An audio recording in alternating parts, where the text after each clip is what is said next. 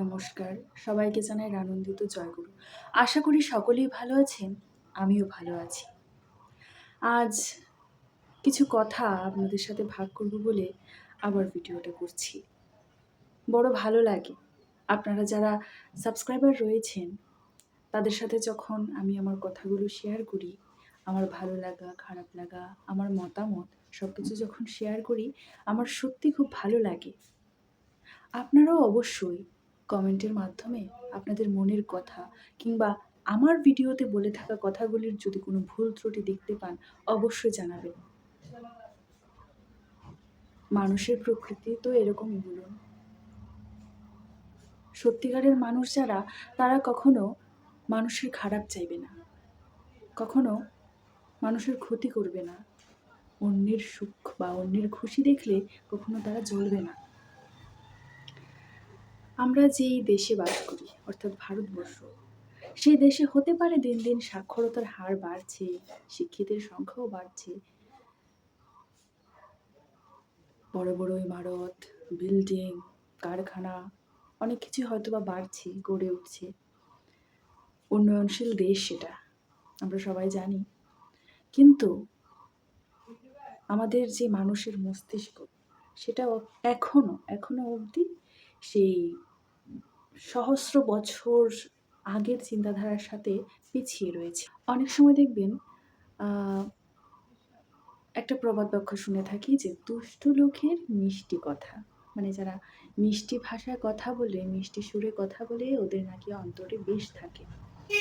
কথাটা পুরোপুরি মিথ্যা নয়, আবার এটাও ঠিক যে ভালোভাবে কথা বলছি তাই বলে আমাকে এই প্রবাদটা মেনে মানে সত্যি বলে ধরে নিতে হবে যে না না, ও ভালো কথা বলছে, আসলে হয়তো বা ভালো না, এরকম কিছুই না।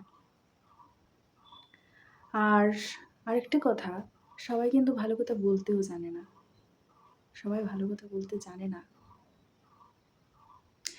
এই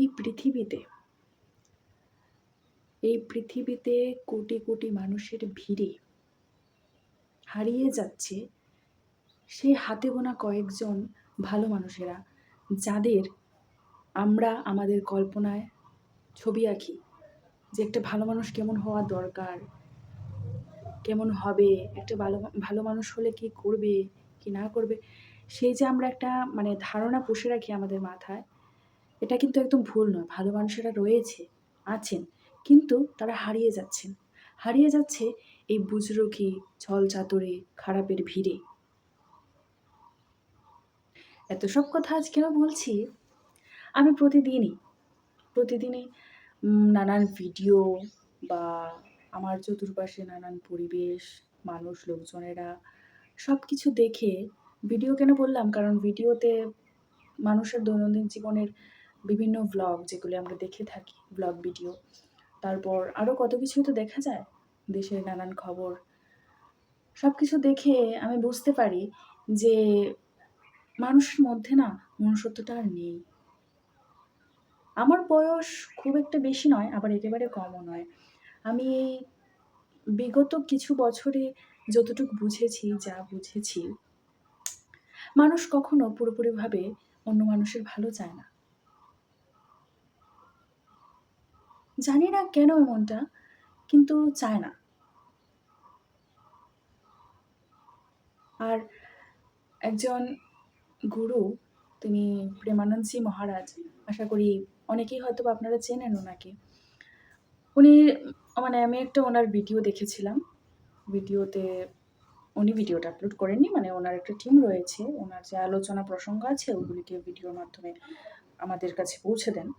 তো বলেছিলেন যে মানুষ হচ্ছে মানুষের সবচেয়ে বড় শত্রু, এবং এই পৃথিবীতে তুমি মানুষের কাছে কিছু আশা করো না, কারণ মানুষ তোমার মন ভাঙবেই। তাই উনি বলেছিলেন যে কখনো মানুষের কাছে কোনো কিছু আশা করো না, মানুষের কাছে সুখের আশা করো না, মানুষের কাছে কোনো কিছু পাওয়ার আশা করো না। মানুষের মন ভাঙবেই, এটা চিরসত্য। বিশ্বাস করতে হলে ঈশ্বরকে করো, ভালোবাসতে হলে ঈশ্বরকে বাসো, আর যদি একনিষ্ঠ থাকতে হয় ঈশ্বরের প্রতিই থাকো। তিনি কখনো তোমার হৃদয় ভাঙবেন না, কখনো বিশ্বাসে আঘাত করবেন না। তবে থেকেই আমি কেন জানি না ঈশ্বরের প্রতি আমার অগাধ ভালোবাসা, শ্রদ্ধা সব কিছু বাড়তে লাগলো। সত্যিই তাই। আমি ফল পেয়েছি। সত্যিই তো তাই। আমাদের এখনের যে জেনারেশনটা, এটা ডুবে গেছে সম্পূর্ণ আভিজাত্য, বিলাসিতা, লোক দেখানো এসব কিছুর মধ্যে। নেই মান-সম্মানের ভয়। মানে কি বলবো? কিছু, কিছু ভিডিও আমরা মোবাইলটা খুললে রিলের মাধ্যমে দেখতে পারি, পোশাকের কোনো শালীনতা বজায় নেই। কারোর ভাষার কোনো শালীনতা বজায় নেই। ভালো দিকটা শেষ হয়ে যায়নি, তবে সেটা খুঁজে বের করা বড়ই কঠিন এখনকার দিনে। আমিও হয়তোবা পুরোপুরি ভালো নই, কিংবা আমারও হয়তোবা অনেক ভুল ত্রুটি রয়েছে। কিন্তু যে বিষয়গুলি আমার চোখে খারাপ লাগে, আমার মনে ব্যথা লাগে দেখে, সেটা তো আমি আপনাদের সাথে শেয়ার করবই। আপনাদের সাথে ভাগ করে নেবই। হতে পারি আমার এই ধরনের কথাবার্তার কারণে বা আমার এই মতামতের কারণে আমি অনেকটা পিছিয়ে রয়েছি। যাকে বলে ইংরেজিতে ব্যাকডেটেড। আমি হয়তোবা কিছুটা ব্যাকডেটেড রয়ে গেছি। কিন্তু তাতে আমার কোনো ক্ষতি নেই, আমার কোনো আফসোস হয় না। অন্তত আমি কাউকে ঠকাচ্ছি না, কারোর বিশ্বাস নিয়ে খেলছি না। একটা গল্প বলছি, শেয়ার করছি ছোট্ট। দুটো বান্ধবী। ওরা খুব ক্লোজ ছিল, খুব ক্লোজ। একজন ছিল যে পুরো একনিষ্ঠভাবে মনে প্রাণে ওই বান্ধবীটিকে খুব ভালোবাসতো। আর মানে ওর কোনো প্রবলেম হলে ওর মন একদম নিরাশ হয়ে যেত। ও ভীষণ ভালোবাসতো ওকে। আর ওই বান্ধবীটি ভালোবাসতো কারণ ও খুব ভালো নোটস লিখতো। ও স্যারের ওখানে পড়া পারতো। ও ভালো কথা বলতে পারতো। সবাই ওকে ভালো বলতো। সেই জন্য ওই দ্বিতীয় বান্ধবীটি প্রথম বান্ধবীটিকে ভালোবাসতো। এই ভালোবাসাটা মানে এই বন্ধুত্বটাও ততদিন টিকেছিল যতদিন তারা স্কুলে ছিল। হঠাৎ করে যখন ফাইনাল এক্সাম শেষ হলো, যে নিঃস্বার্থভাবে ভালোবাসতো সেই বান্ধবীটি নোটিস করলো যে ওই বান্ধবীটা ওর সাথে আর থাকছে না। ওই বান্ধবীটির এখন সাথী, সঙ্গী সব হয়েছে কিছু উচ্চবিত্ত পরিবারের বাচ্চাদের সাথে। বাচ্চা বলতে ওর সমবয়সী ওদের সাথে।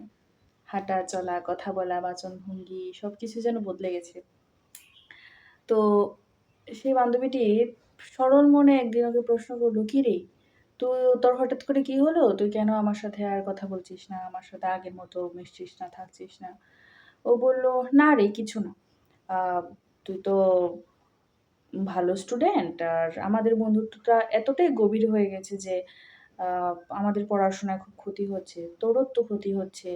তো তুই যাতে ভালো করে পড়াশোনায় মনোযোগ দিতে পারিস সেইজন্য আমি একটু হালকা আছি। কিন্তু আমি তোরই বেস্ট ফ্রেন্ড আছি। আমি তোরই বান্ধবী আছি।" ওইরকম বলল। আর ওই একনিষ্ঠভাবে যে ভালোবাসতো ওই বান্ধবীটি ভাবলো যে হ্যাঁ, ও হয়তো ঠিকই বলছে। এইজন্যই হয়তো সে আমার কাছ থেকে সরে গেছে। আচ্ছা কিছু না, ও তো আমার ভালোই ভাবছে। কিন্তু আ ওই মনের মধ্যে যে প্যাচ ছিল, ওই বান্ধবীটা যে বান্ধবীগুলোর সাথে চলছিল, মানে নতুন করে যে বন্ধু পাতিয়েছিল, ওরা হঠাৎ করে ওর সামনে এসে বলছিল যে, "তুই কি বোকা? তুই ভালো স্টুডেন্ট হলে কি হবে? তুই কিন্তু বড্ড বোকা।" তারপর ও জিজ্ঞেস করছিল, "কেন?" তো ওই মেয়েগুলো বলছিল যে, "সে তোর যে বেস্ট ফ্রেন্ড সে সেদিন আমাদেরকে বলছিল তো। বলছিল ওর সাথে থাকতে ভাল লাগে না। ও কেমন যেন একটা একঘেয়ে। হতে পারে ভালো স্টুডেন্ট, লোকে সবাই ভালো বলে। কোথাও যায় না, কিছু করে না। আ একটু ঘুরতে যাওয়ার কথা বললে যাবে না। আর কোনো ড্রেসিং সেন্স নেই। সবসময় শুধু একঘেয়ে জামাকাপড় পরে থাকবে। আলাদা, আলাদা ড্রেস তো ট্রাই করা যেতেই পারে না। ও শুধু কুর্তি পরবে, পায়জামা পরবে, এসব কিছুই পরবে। এগুলো ভালো লাগে না। ও কেমন যেন একটু পিছিয়ে পড়া দিনের মেয়েদের মতো। তাই আমার ওর সাথে চলতে বেশি ভালো লাগে না। তাই আমি ওর সাথে আস্তে, আস্তে মেলামেশা বন্ধ করে দিয়েছি।" তারপর ওই মেয়েটি হঠাৎ করে একটা ধাক্কা খেলো। এখান থেকে এটাই বোঝা গেল যে দুনিয়াটা পুরোপুরি স্বার্থের।